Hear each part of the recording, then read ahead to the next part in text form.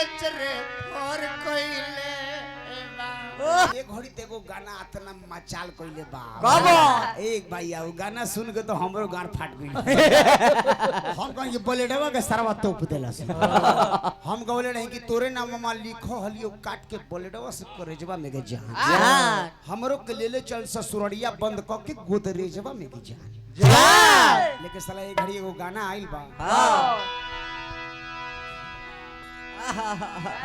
आरा से मां जनुआ के हमारा पीएमसीएच रे और कोइले जाएदा नई हरवा आए हल चल यारवा जहरा वा खोइले अरे जाएदा नई हरवा आए लंगड़ू यारवा जहरवा अरे खोइले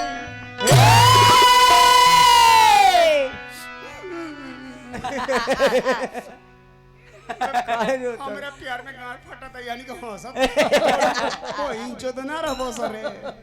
हमरा प्यार में बुझा था कि हमर बहन भाग बा हमरा तेरी बहन के बात हो सता सरवा हो सता के हंसता देखा प्यार ऐसा चीज है हां भैया प्यार के कहानी पढ़ने में जितना मजा आता है सुनने में मजा आता है प्यार करने करवाने में मजा नहीं है नहीं वो तो एक बार कर देगा ना तो बड़ी दिक्कत सिर्फ 5 मिनट के लिए एक बार प्यार कर देला जब डाउन हो जाला ना तो बुझाला कि तेरी बहन जी कहां से आ गई ना सरी अरे दादा हे भगवान छी छी छी अच्छा गलती हुआ है सही हम गलती अच्छा कौन करम कहनी जब विकलांग बहनी अब गलती बोलो तो सरवा मुंह में लगा हम गलती ना बोले के चाहिए गिरला के बाद तन को मने ना का कलू गलती एक बार प्यार में गलती कर लेला तो मन ना कर लगे फिर प्यार करती लो घिन बढ़ेला घिन बढ़ बसंत भैया मेहरबा हार्दिक हार्दिक अभिनंदन गावे के अच्छा उहे गा दिए आप सब तो सुमिरने में कहत रहे कि गा दीजिए लेकिन ना हर जगह लोग कहेला देखो कोई वायरल चीज के आदमी तनी प्रशंसक ज्यादा होला हां जी अब ये दोनों आदमी तनी गाड़ी गरज कोली ती वायरल हो जी हां अच्छा चीज के अच्छे हम गाई श्री राम जानकी 3 बार ऐठ के बोलब नु ऐठ के तबो लोग के कहि छी छी आराम के सार भइल बड़ आ लेकिन उहे गाई त लोग कहि अरे जियो लंगड़ा विकलांग के बड़ लेकिन भीतर तक प्यार ढोकल हां तोरे नममा लिखो हलियो काट के पलटवा से तोरे जवा में जान तोरे नममा लिखो हलियो काट के पलटवा से तोरे जवा में जान आगे तोरे नममा लिखो हलियो काट के पलटवा से तोरे जवा में जान तोरे नममा लिखो हलियो काट के पलटवा से तोरे जवा में जान हमारो के ले चल ससुरड़िया बंद के गोदरे जवान में हमारो के ले चल ससुरड़िया बंद के गोदरे जवान में जा हमारो के ले चल ससुरड़िया बंद के गोदरे जवान में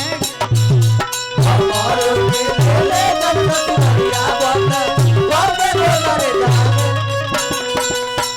ओए पुरवारा ना पगले पचुआ सजाना हो ओए पुरवारा ना पगले पचुआ सजाना पगले सीताला के हाथ पगले सीताला ओए पुरवारा ना पगले पचुआ सजाना ओए पुरवारा ना पगले पचुआ सजाना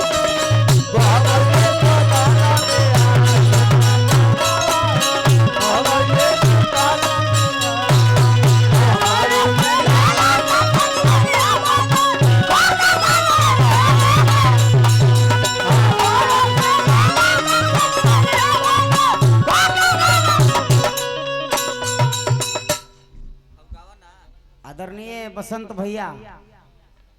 रमेश भैया नाम भूला जाए तो आप सब दिक्कत ना मानो। अजीत बाबू के तरफ से हमरा बबुआ ना अजीत बाबू कोई आदमी हो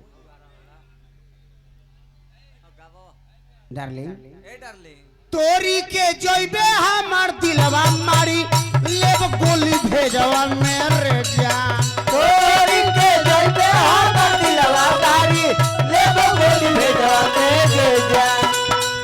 तोरी के जइबे हमर दिलवा मारी देव गोली छेदवा में गे जान तोरी के जइबे हमर दिलवा मारी लेब गोली भेजवा हमरो के ले चल ससुरड़िया बंद गोके गोदरे जवान में हमारो के ले चल ससुरड़िया बंद गोके गोदरे जवान में हमारो के ले चल ससुरड़िया बंद गोके गोदरे जवान में मुझे गिने नहीं देती है अरे याद नहीं देती है सुन ले आजा तू सुन ले आजा तू आजा आवाज मुझे गिने नहीं देती है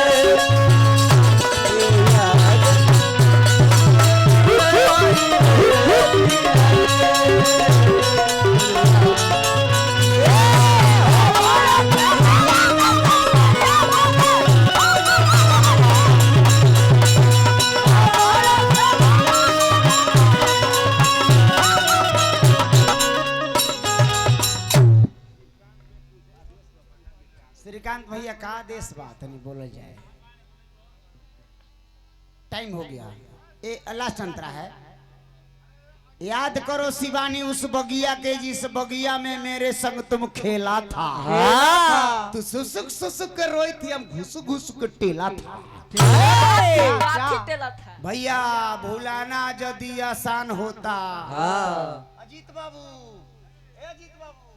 जो हम लोग बचपन में कर लिए हैं भूलाना यदि आसान होता तो साला दर्द का पैदा ही नहीं होता भैया भूलाना तो आसान नहीं है नहीं जे कर्म हो जाता है जिंदगी भर याद रहता है कि हमारा से तो गलती हो गई अरे तो घूमो हलिए बैठी के दोनों एक संग परे जवा में ये घूमा हलिए बैठी के दोनों एक संग परे जवा में घूमत रही बैठी के दोनों एक संग परे जवा मेरे घूमा हलिए बैठी के दोनों एक संग परे जवा में हमारो के ले चल ससुरड़िया बंद तो के गुदरे जवा मेरे हमारो ले चल ससुरड़िया बंद तो के गुदरे जवा मेरे